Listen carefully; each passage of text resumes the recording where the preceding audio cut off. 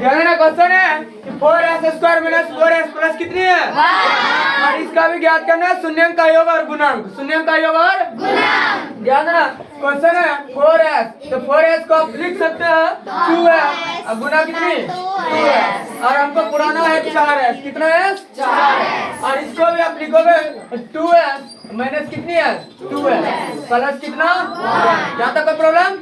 आप जब बताओ कि दोनों में क्या मिला आपको 2s मिल रहा तो यहाँ बचा कितना 2s और यहाँ कितना बचा 1 माइनस कितनी बची और ये मैंने इस दोनों में बताओ 1 और 2 है। 1 और कितना है 2 इन दोनों में नहीं कुछ तो 1 कॉमन। कितने कॉमन 1 कॉमन। यहाँ से कितना कॉमन 1 तो यहाँ बचा कितना 2s minus common plus minus 1। यहाँ तक कोई प्रॉब्लम।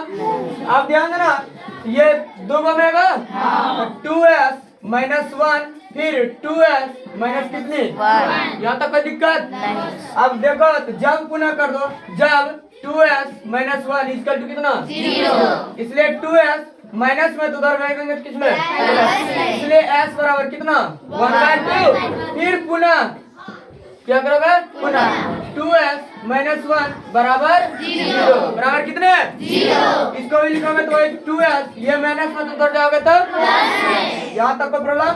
इसलिए s बराबर कितना 1/2 और ये आपका अल्फा और ये आपका बीटा।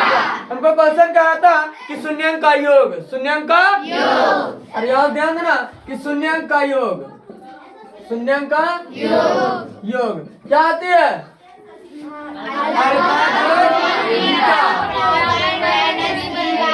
बीबा। अब यहाँ ध्यान देना तो a का गुणक कितनी है 4 b का कितना -4 और c बराबर कितना ठीक। तो यहाँ क्वेश्चन है अल्फा जोड़ बीटा बराबर माइनस b/a। अल्फा का मान कितना तो अब बीटा का मान कितना तो जोड़ बराबर माइनस b का वैल्यू कितने है -4 और a का मान कितना है 4। ये दोनों का ऐड करो एलसीएम 2 है ना तो 1 जोड़ 1 बराबर माइनस बटे कितने 4 कैंसिल। अब याद देना 1 बटे कितना 2 तो एक बार में ना कैंसिल ये भी कैंसिल बराबर कितना आया।